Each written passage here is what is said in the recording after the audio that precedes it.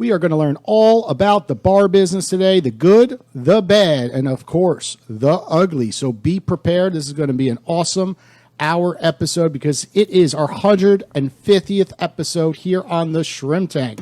You want to catch all these amazing shows? Check them all out at Shrimp Tank Boca on Facebook or on Instagram. Of course, our website, shrimptankboca.com.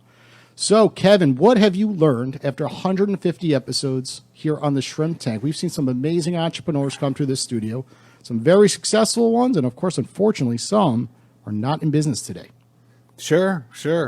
We've learned too much to cover here. But, the entrepreneurship environment is always rapidly changing. It's a very unpredictable and uncertain kind of role to play. And you never really know. I mean, we've had great entrepreneurs on the show that, have been challenged in certain areas and others who have really taken off. But We've really learned a ton. I'd encourage anyone to go back and take a listen to some of those old episodes and listen and learn from these entrepreneurs. We've got a new group coming up right now. As a matter of fact, I was just serving as a judge for the Tech Runway's new venture launch competition final round. So some very intriguing technologies and new ventures in the pipeline as we continue to progress. That's pretty cool. There's always neat companies that always come out of there every single year. It's a cool group, and we always partner with them. Some of our bigger events, of course. Some things I've learned, it's just nuts. 150 episodes. We've been doing this for 3-4 years now. It's just the thick skin of these business owners. A lot of people, see all the cool stuff on social media, but behind the scenes, all the incoming messages they receive and just the shaming behind the scenes and how they overcome a lot of the shaming, of course, and just, going through the good times and, of course, the bad times. And, of course, employment issues. I mean, every single episode we ever hear here on the Shrimp Tank, we just always hear how hard it is to employ people and, unfortunately, make layoffs and then, use their judgment and hire the right people and just stick through those tough times and build culture around the team. It's really cool to witness some of these get venture capital through these episodes that we've had on the Shrimp Tank. So it's exciting times. Can't wait to have some events in person again, right? Yeah, looking forward to that. Are you guys throwing some events at FAU yet or not yet? Not quite yet at FAU, but I think you and I can come together and do something pretty fantastic during Global Entrepreneurship Week for sure. Yeah, last time we had 300 people out there. I can't wait to do it again. And people are, of course, dying to get out and do some of these events. So next time, I'm sure it'll be 500-600 people, hopefully. Absolutely. Okay, let's get into our guest today. We got John. He's the founder of Hopportunities and as well, Great Florida Insurance. So I'm excited to learn all about what it's like to open a bar during COVID-19 times, right? So John, tell us a little bit about Hopportunities to start. So Hopportunities, we are South Florida's, first self-serve craft beer and wine hall. We are an event-based business, so even though we have this really cool technology, really great beer, we try to just keep people entertained with all different events through the week, monthly events, and so on. But yeah, it's a place where you go, you're going to have great quality product when it comes to beer and wine, and you're going to have a good time while you're there. So I've never heard of this type of model before. It's self-serve, town hall. Explain to me and the listeners out there what that means exactly. So the greatest analogy that I have, the one that kind of works with most people, is it's essentially froyo for beer. So if you've ever been to those self-serve frozen yogurt places, you run through it, you grab like 5 different flavors, you put it on a scale. So you pay by the pound. Are people putting like gummy bears and shit in their beer? Well, they can't put gummy bears in there, but what we can do is you can mix a couple beers together. We have this pretty cool thing. We call it Cuvée of the Day, where you can go to one tap and pour a milk stout and maybe mix it up with some nitro cold brew or, mix different sour beers together or make mimosas, beer mimosas, all that kind of good stuff. So, yeah, what we do is we give you these little fancy wristbands. They kind of look like the music festival bands, Disney magic bands, and essentially you just go to this wall. If you can envision, it's a wall full of tap handles with tablets above each tap handle, and on the tap handle, on the tablet, it will tell you the name of the brewery, name of the beer, cost per ounce, style, alcohol content, maybe a quick description. And when you're ready to pour, you just wave that little wristband on our logo that's located right below the tablet, a light will turn green. At that point, you just pour as little or as much as you want. So if you want a half ounce to try something, or you want a half a beer, we only charge you for what you put in your cup. No, that's pretty awesome. So that's Yeah. what you're talking about, the technology. I was like, what do you mean technology? It's a bar. You grab a beer, you grab a drink, you sit down, but it actually is all hooked up to the wristband. Yeah, so essentially it's like Disney. You go to Disney, you get these, as a parent of two, I go to Disney, I get these magic bands. We're staying at the hotel. They're scanning for different games, meals, stuffed animals, whatever, and it all goes on your hotel tab. So it's similar concept in that, where you're scanning for different beers and wines, all different price points, and you're charged once you check out. So it's like it's a Wait, fun so they experience. check out. You get the credit card up front with the band? Because that's a course. little scary. A lot No, of drunk of people course. wandering out. Oops, forgot to pay the tab. We learned early and often, like you said, I'm in the insurance business. This was my first foray owning anything in the hospitality business. So we actually spent a little bit of time before we kind of launched ourselves, put ourselves out there in the world. So yeah, you come in, we take your license and credit card, scan your license, pre-authorize your credit card, give you your wristband, and then you kind of get the taste away. So is anyone else doing this? Like, where did you come up with this concept, or is this completely unique? No, so the technology exists all around the country. It's very popular with wine. You have the wine room in Delray. I know there's several other wine rooms or wine-based pour-yourselves all over South Florida. But I got the concept in San Diego. I actually was running a race in San Diego called Ragnar Relays. We ran from Long Beach to San Diego. It was about 200 miles, split between about 6 people. And our hotel, right on the bottom floor of our hotel, was like a little outdoor mall area. And I walk into this place that's probably 700-800 square feet, and they had 30 self-serve taps. Their screens kind of look like Game Boy screens, but they had the wristband. I'm like, what's going on? How do I do this? How do I pour my own beer? And I was like, wow, this is great. I could try as little or as much as I want. I don't have to commit to a full beer. I've always had commitment issues, so it was kind of like the perfect concept for me. I could kind of taste. And when I got back, I'm just like, you know what? South Florida could use something like this, except let's try to do it better. Try to do it a little bit bigger, a little bit more of the South Florida vibe, and see. What's the cost with some of these? Because I'm trying to understand the concept. You hold up the wristband, Yes. right, and then the tap allows you to pour, right? You can't pour without that thing saying Exactly. yes, this certain amount of ounces. So tell us about the technology behind the scenes, to open up one of these places, because it's not cheap. You have all these different taps, and you need it per device. So I'm thinking in my head like an iPad per one, and Yes. 30 So times X. It just depends on what company you're using to, execute. So there's several different self-pour companies, tech companies out there that you use. It just depends. Honestly, the cost, the biggest cost is really depending on, at least for us, was more so transitioning a business into a bar. I guess, zoning, planning, paying rent while you're waiting for municipalities to kind of do everything. Everything else is kind of a fixed cost. The technology is probably anywhere between $800 to $1,500 per line, depending on who you use. There's set cost on fridges, build out. But honestly, the biggest thing is, I guess, if anyone's listening wants to open up a self-serve bar, always get a second-generation space. Don't make the same mistake I did. Find a bar that you can turn into another type of bar as opposed to finding a gym or a warehouse. It just kind of helps. At least that's just from my personal experience. Yeah, makes sense. It solves a lot of problems. That's a really cool concept. The other thing is you don't have to be, that guy or that girl who's like, can I try that one? I don't really like it. Let me try this one. Everybody at the bar hates you instantly if you do that. But if it's all in your hands, you try as much or as little as any type you want. It also sounds like just a unique experience, something that we've got to get in there and see and try, Jason, ourselves.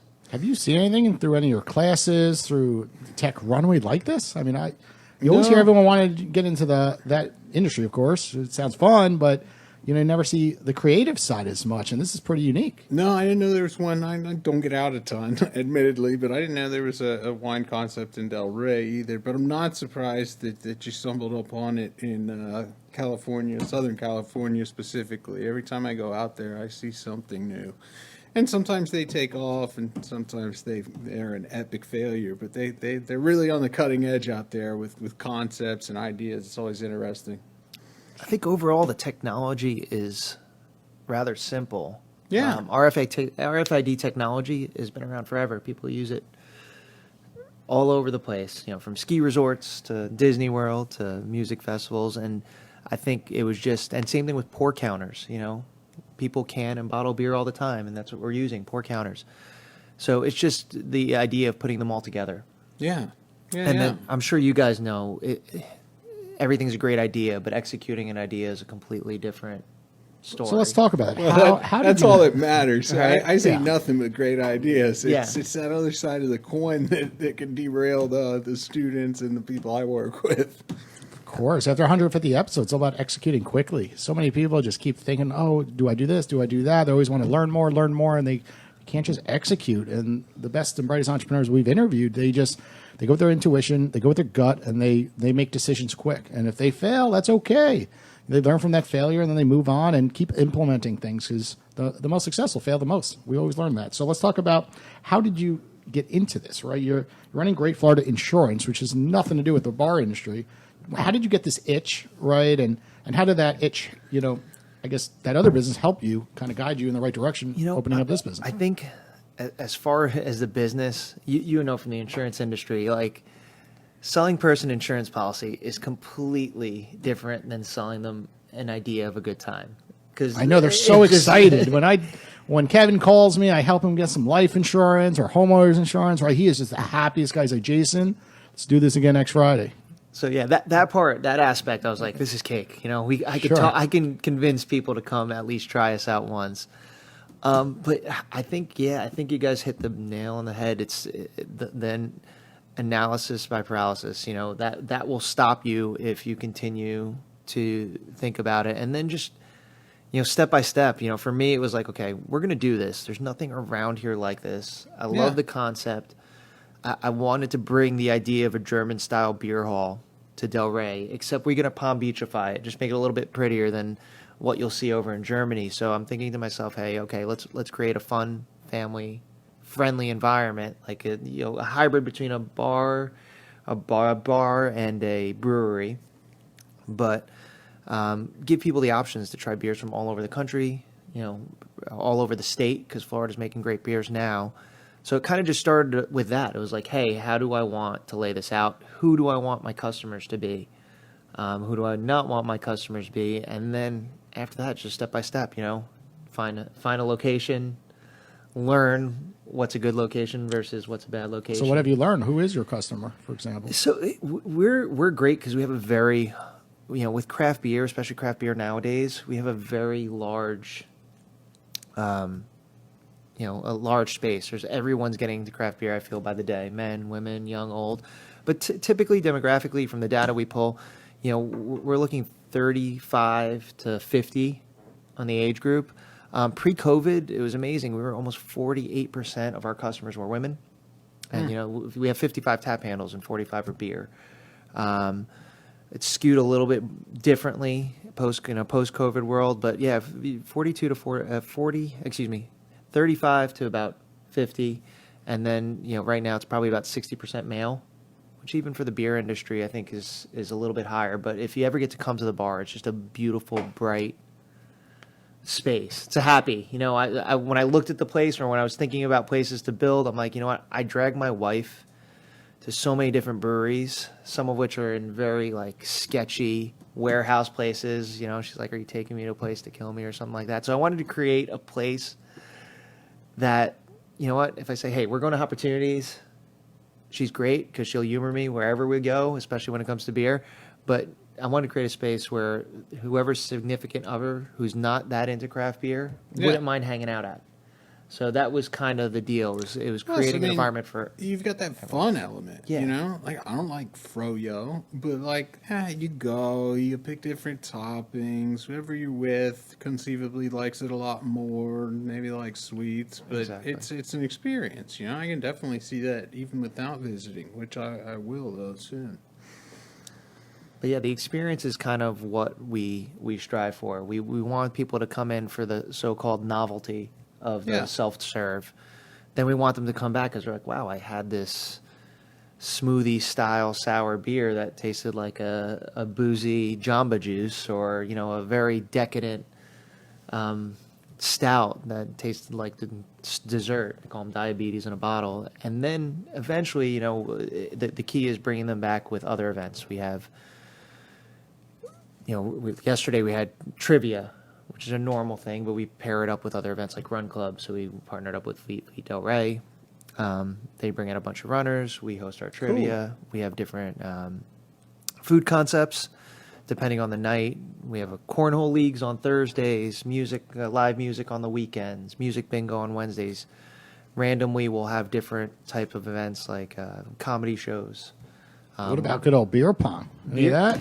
Beer pong, I don't know. Is it in a COVID world? Is it okay to play beer pong at this point, or do we have to wait? We've thought about it. The ball lands in the beer, it sanitizes it, and then you drink the beer. Touche. I don't see anything wrong with that. Well, we can have good to me. We got my first sign up right Alcohol over kills, here to my right. Alcohol kills germs. Yeah, that's what Trump said all the time, right? Absolutely. Okay, well, we're going to take a quick commercial break to hear from one of our sponsors. When we get back, we're going to jump to our Hot or Not segment of the show. Step into our state-of-the-art innovation lab and create your digital future. Oz uses cutting-edge technology and 22 years of industry knowledge to enhance customer experience through digital innovation in a variety of expertise. Oz is a leading global consulting company whose services and solutions are trusted by startup, midsize, and even Fortune 500 companies. Get to know more about Oz's Salus, a mobile solution bringing us back to max capacity, and their latest solution, Rainmaker, saving insurance companies years of work. To learn more about Oz and their exciting technologies, visit followoz.com. That's FOLLOWOZ.com.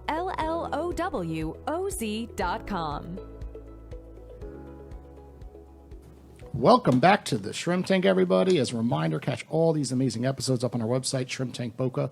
And, of course, every week on Thursdays, 4 p.m. Today we're coming on Wednesdays for our special 150th episode, of course. And then we are going to head to Texas, me and the producer, to finally jump into some events. So that is also why we are running the show on a Wednesday today. So, John, this segment of the show, it is called Hot or Not.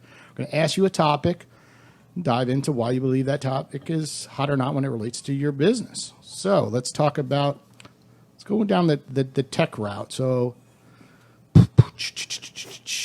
Here we go.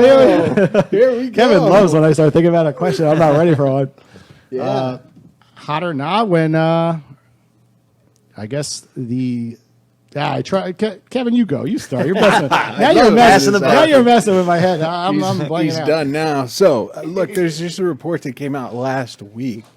We know it's pretty hot, but in your world, hard seltzers, right? So they've kind of taken the world by storm. Every beer brand has one. Even these sort of microbrew, even these guys are like, we better have a hard seltzer too. So from your perspective, what are you saying? It's super hot. You know, it's definitely something that people are really enjoying. I brought a very flavored hard seltzer and that you guys can chop up and test out. But there's these hard seltzers that are coming out. We had one the other day that legitimately poured like a smoothie.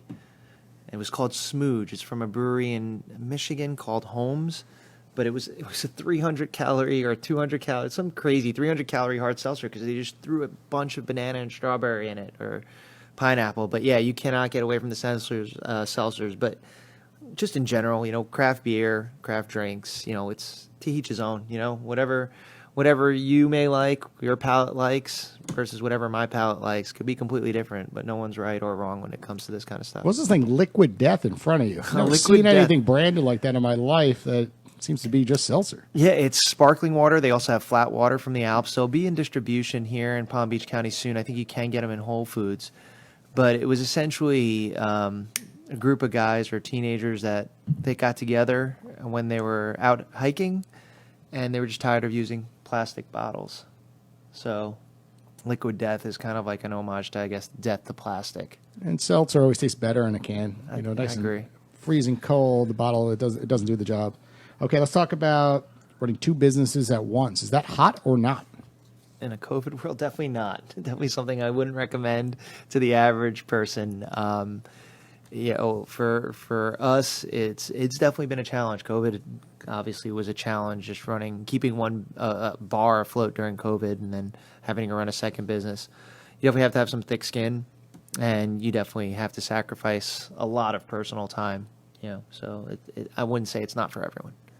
and dive a bit deeper. Like, how does your schedule work? Right, the insurance business is more like a 9 to 5, Monday through Friday. It's pretty The cool. bar industry is more obviously nighttime and weekends. So, but then when do you get a time to breathe, right? And is it hiring the right people to kind of outsource some of the tasks that you were doing to kind of free up time to do both? I think what I've learned over the last year is you can never not completely be plugged in to your businesses. As great as your employees are, you always have to have your pulse on the business. So for someone like me, I'm starting my day, at least work-wise, between 9 and 10, and then I transition to the bar around 4 o'clock.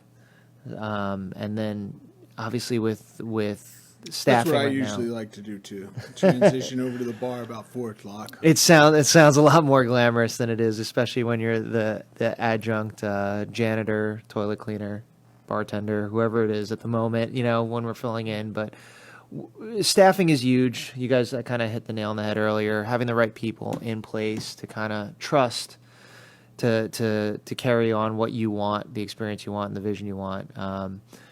But staffing is very big. We're lucky enough that I think we're almost at the point, especially on the hospitality side, getting fully staffed up with the right people, knock on wood. But that definitely has a lot to do with it. It's funny because at Hopportunities, I really don't hire a ton of hospitality people. I don't hire a ton of. I don't think I've had any bartenders or servers in there. I legit hire for personality. I want someone that's going to be welcoming, chatty, someone that you're kind of feel like you're sitting in their living room cracking a beer with at the time. Obviously hard workers. A lot of my employees are. This is their side hustles as well. Sure. Kevin, we could work there. Yeah. We work our 9 to 5. We swing over there. We could chit chat. A little shrimp tank studio on the corner once a week. Make some extra dollars. What do you think? Hey, I'm up for it. Okay, Travis, you got a question over here? I do. John, you mentioned being a half bar, half brewery.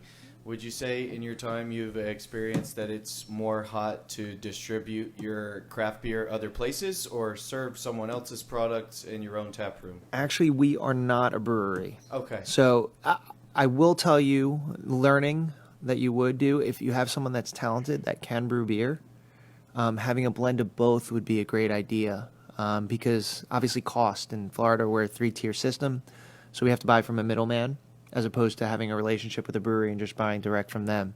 So, there's someone taking a cut that allows us to kind of there's only a maximum margin that we can hit on our beers without people That's buying it. so odd. Do you know what the underlying rationale for that regulatory constraint is? I have no idea.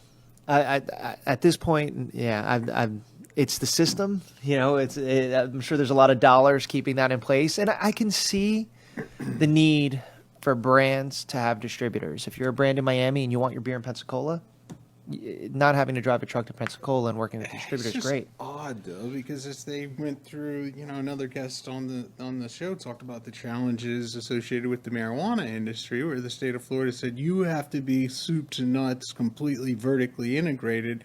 You can't have any suppliers. You have to be farmer, laboratory, this, and this. And in this industry, they're like, well, no, you have to use this intermediary. It's just a different policy completely. Completely. And like I said, for someone like me and we've kind of developed a reputation in South Florida, especially in Palm Beach County, for having these very unique brands, very unique beers. And some of this stuff, it makes no sense for a brewery to send it to us at the cost that they're losing. If they just tap that beer in their tap room, it's going to sell because it's a really great product. Yeah. So for me, it's developing relationships with breweries, even though I'm not buying from them, to be like, okay, let's throw John a bone here. He supports our brand. He's a good dude. And, why make $50 on a keg when they could probably make $400 on that same keg? It's just kind of crazy, but it helps them marketing wise. They know that I send a lot of customers their way and I talk about their brands. What is the hottest beer brewed down here in Tri-County, John? So the hottest brewery is called Tripping Animals Brewery. They are based in Doral, Florida. They make a wide spectrum of beer, but I think they're known for their sours. My favorite brewery in South Florida, I'd probably say, is J. Wakefield Brewery out of Wynwood. just another brewery that just makes consistently good beer across the board. Let's talk about marketing, right? You build a bar and you expect everyone to come, and this is a different world than what you were used to, right? You're used to the networking business. So give us, what is hot when it comes to marketing to get folks through the door, and what have you learned is not hot? Right now, I could tell you, social media is huge for us. Our Instagram, Facebook, TikTok now is becoming a thing for us. People see our videos. People see me making a fool of myself on some of the videos, and With or without alcohol? without alcohol, believe it or not. And people like to see what we're doing there. It gives them a little opening into what every day is like over there. So I think social media is great. As far as what's not, I couldn't even tell you. For me, I like seeing numbers. So with social media, you could see everything. So I don't know, print advertising. For me, I don't see the ROI on it. Obviously, for branding, one day, if we open up multiple opportunities, having the brand in magazines makes sense. But locally, right now, we're just keeping it organic, word of mouth, social media, and just trying to trend that way.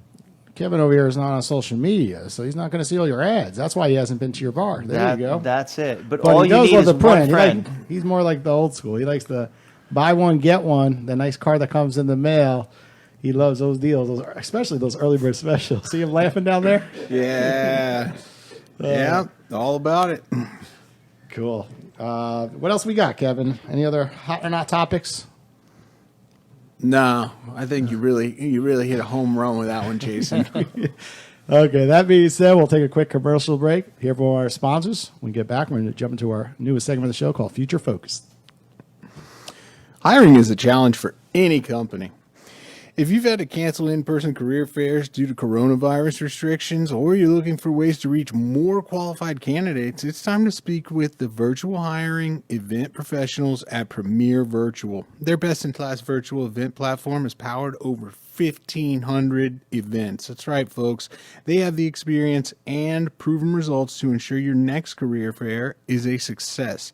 Visit premiervirtual.com or call 561-717-9717. Premier Virtual, the future-focused virtual event platform.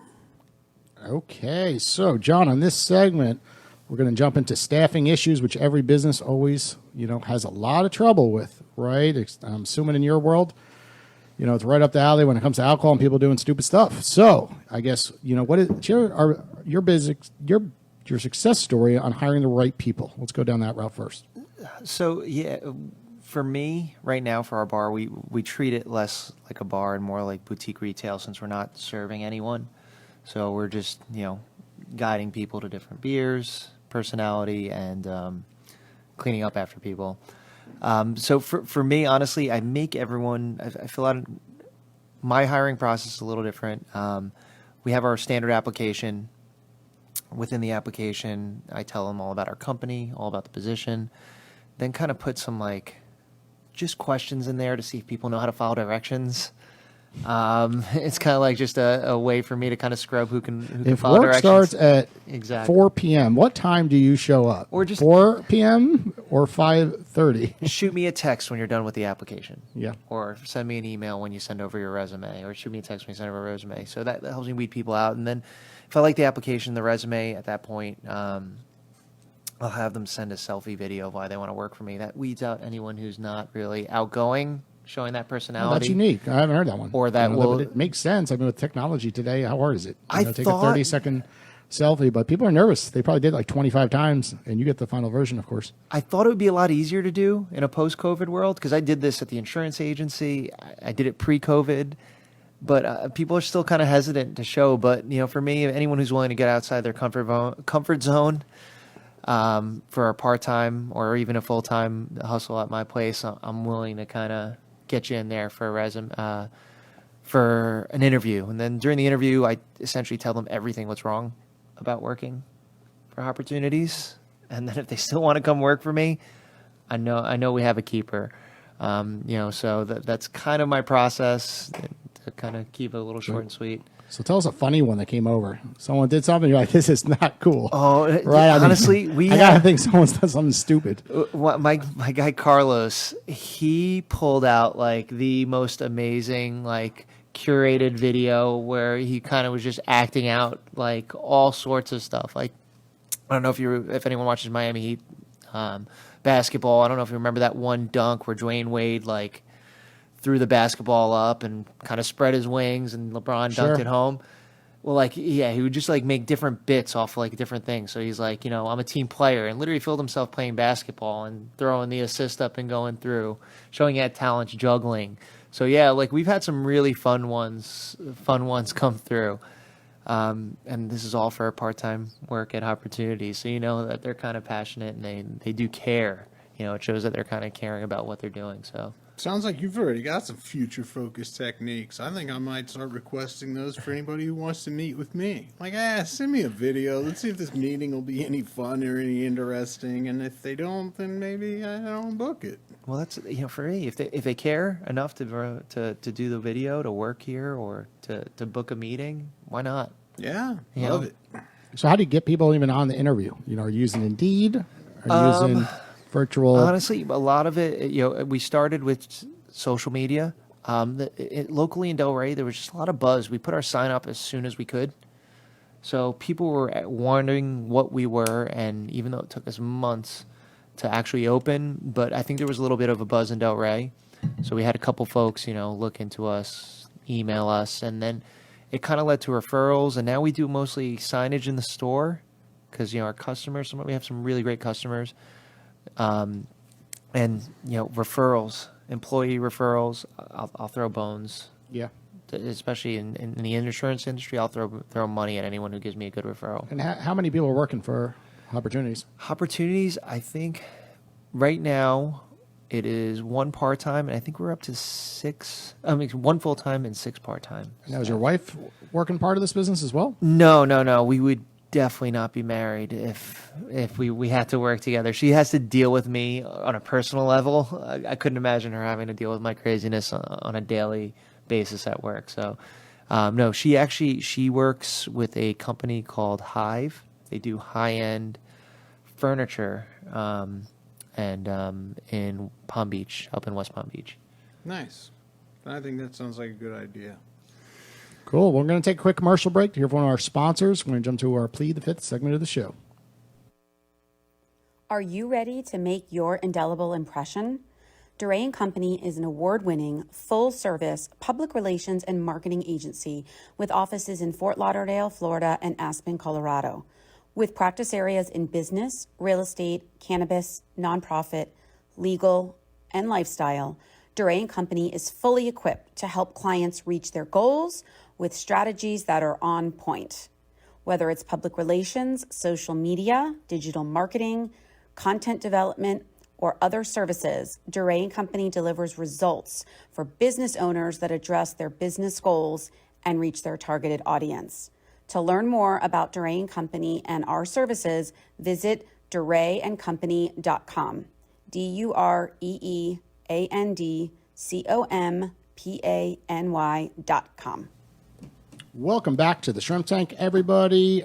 That was Delray & Company, and you could check out our new banners if you're watching Facebook Live. That is her logo, and they do a phenomenal job with PR down here in Fort Lauderdale with all these brands you've seen on the Shrimp Tank. We've probably had 10 past guests that use Delray & Company, and she comes with it. She is the real deal. So, John, on this segment of the show, it is called Plead the Fifth. So we're going to jump into a topic, and if you do not want to answer that question, say those words, I plead the fifth, but you only get to say it once. After that, you're going to have to figure out how to answer the question, of course. So, running a business in your world, let's see, what's the, dumbest thing an employee has done, working at the bar, right? Are they stealing, they're taking the magic band and they figured out a trick how to, get free beverages, for example? Give us the stupidest thing. Honestly, it's bringing customers into our walk-in fridge to do Jell-O shots.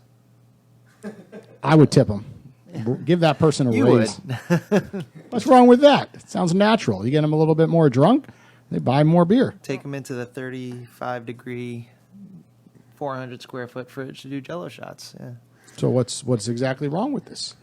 Well, I'm guessing it might have to do with the other job, right? That Yeah, insurance definitely liability. Insurance liability. Comes to Insurance mind. liability is a big one. We shouldn't be doing Jello shots during company hours. And I'm pretty cool about, hey, listen, if you see a new beer on tap, definitely pour yourself a couple ounces. You need to know about what you're drinking, but yeah. I think Is anyone we messing draw the around with lines. the bands? To rig the band to get the That's pretty difficult. alcohol for free? That's pretty difficult. I give our guys a little bit of carte blanche during their workday to pour free drinks, especially if it's new customers. So when you come in, you should get a free pour, free sample, and then same thing maybe the second time you come in. But after that, we kind of have only certain circumstances where we have free drinks. But yeah, at the end of the day, if you pour someone a beer and they enjoy that beer, they're more likely to come back. I'd rather eat that Sure. and have them come back 15 times because they had a good experience with When it. I come in, what I'm going to do is figure out how to get Jason's credit card hooked up to mine. There we go. I was waiting for that. That's the key. We- That's You just how steal my just band. tell me. do all You the can just tell me. all the pours I want. Well, you can write that off the entire year if you talk about insurance. 100% right? write-off right 100% there. right now. So Not bad. But you can just steal my band. Right? You don't need to steal my credit card. yeah, you just take the band and you're good to Either go. one. All right, so I got two questions. Please, the first one's easy, and the second one's a little harder, maybe. You mentioned the prices of some of these kegs. Last time I bought a keg, it was Natty Light, of course, and it was $26 for the keg. Sounds like things have gotten a little more expensive, or might be a little better quality. What is your most expensive brew, and how much is it? The most expensive keg that I've ever bought was $650 for a slim keg, which is 41 16-ounce pours, 41 pints.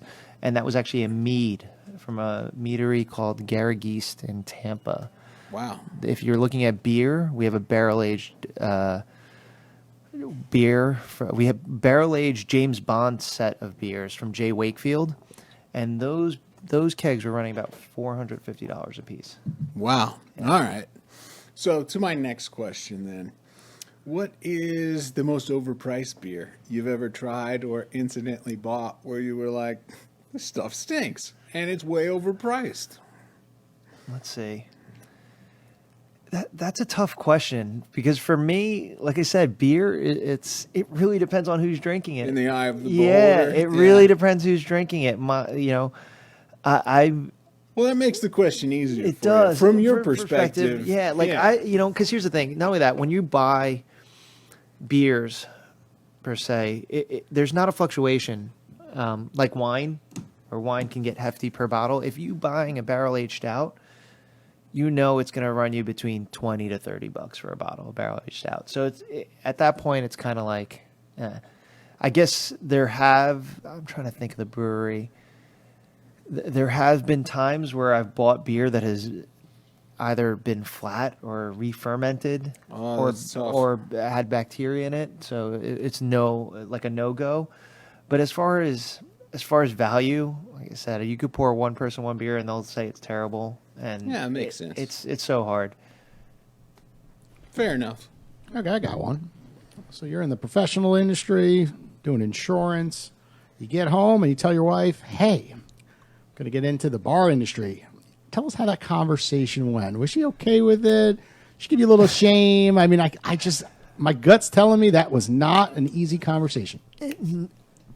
No, honestly, I have a very supportive wife. I think she saw the excitement in it, and she knows that, like, once I get something in my head, it's going to happen. It's going to happen.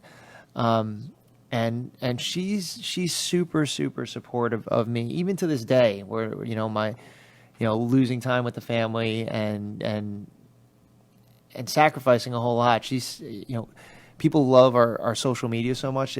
She even jokes around. She's like, so when are you opening up a marketing company? That's like kind of the inside joke, but yeah, no, she's been super supportive throughout the whole thing. I don't know what I would do, Cool. because at this point, it's like my house has become just like a hotel room. I just kind of go there to sleep, and then Sundays we actually have the day together as a family. But yeah, no, I couldn't imagine any entrepreneur or any small business owner being in a position where the other half is not supportive of it. It just Yeah, we it'd be notice that a crushing. lot on the shrimp tank because, of course, running a business, it is not easy. The hours, the first 2 years always we see are not 40 hours. It's 60 hours, 70 hours, working on the weekends. And then when you have this idea, the partner must be on board because lots of times it's not what they want. It's not what the direction they want the family to go in maybe. And of course, you have to have someone supported by your side to go down that ride with you. And this is as entrepreneurs, we do see that as a common trait. I think what I've also been told is that for some reason when I have an idea, I make it sound easy, knowing that there's nothing going to be easy to it. And I think that's part of I say, listen, we need a food truck. It's people don't want to have drinks and go to a restaurant. It's post-COVID world. We need a food truck, so I gotta open up a food truck, and that's what we did. And you do come from a completely different industry, John. So what was the most difficult thing about opening up in hospitality and retail that you didn't anticipate? Honestly, it's legitimately working with municipalities and not realizing how much time. And, we are lucky as business owners to be able to move and pivot very quickly. I've learned that in the insurance business. I've learned that tenfold in the bar business during the pandemic, but not everything is set up that way. And having to be patient with your city and realizing that, you're kind of on the bottom of the list of things, even though you feel you should be on the top, and just being patient with those guys in zoning and planning and building and knowing they're working for you. But that's the biggest frustration, I guess, is red tape. Which is interesting because the insurance industry is so old school and they have more red tape than anyone. And you have to have some thick skin and patience because things take so much time. Things on do. the insurance side. But I guess, when it comes on the insurance side, I love the marketing aspect of it. And that I can have carte blanche with. That I can play with as much as I want and move. I just know I have to, when it comes to binding and writing new business, I have to work within their constraints, and that, if it doesn't fit their constraints, then you just need to move on. Yeah.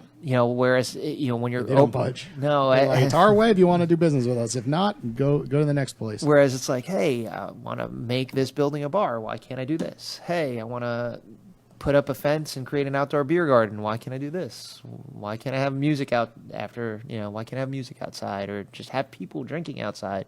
Believe it or not, that's a weird thing in Delray. No bar is allowed to have outdoor use. It's like something that was granted us temporarily during COVID.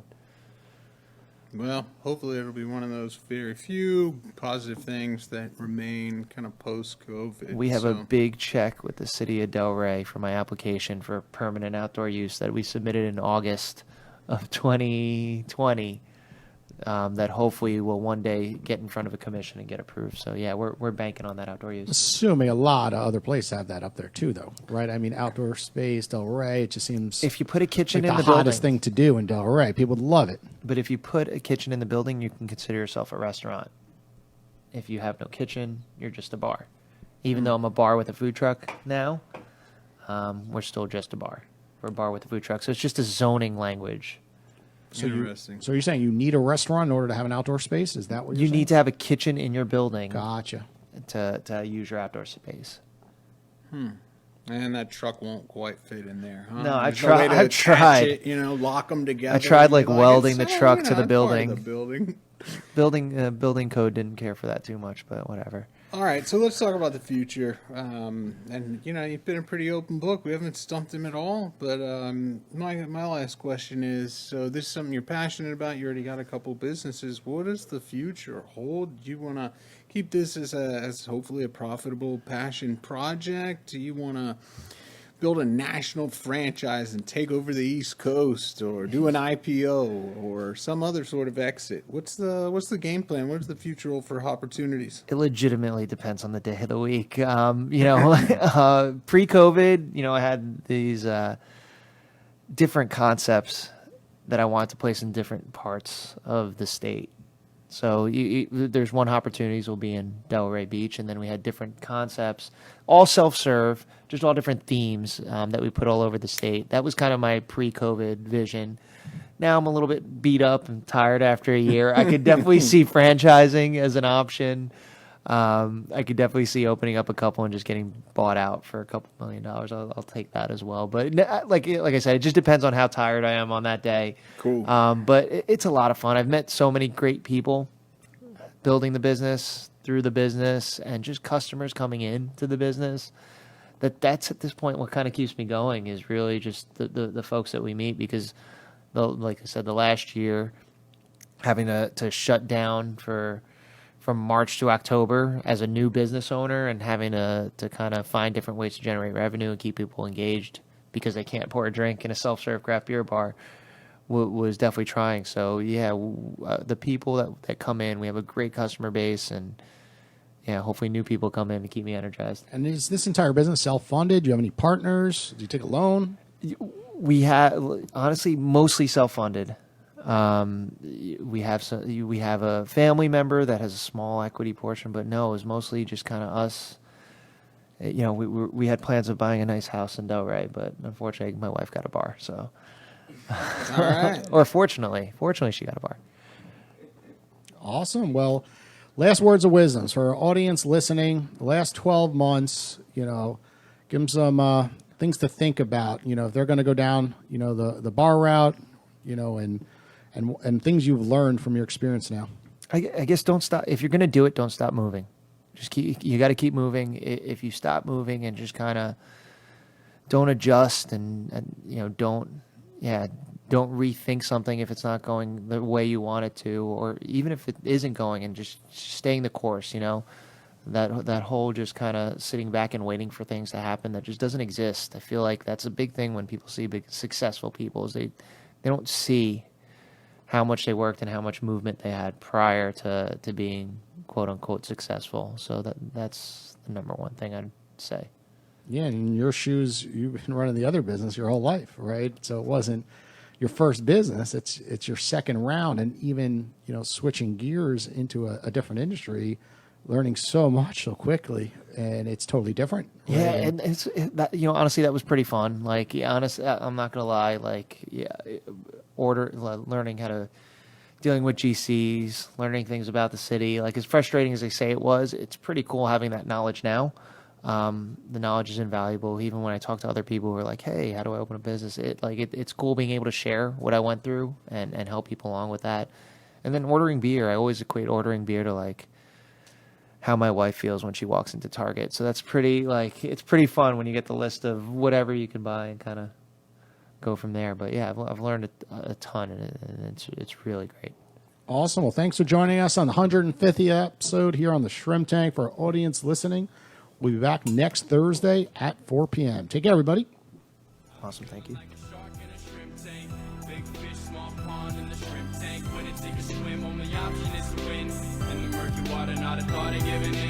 Welcome to the Shrimp Tank, doing big things, chasing big dreams. Yeah, it's all real, this life's all that it seems.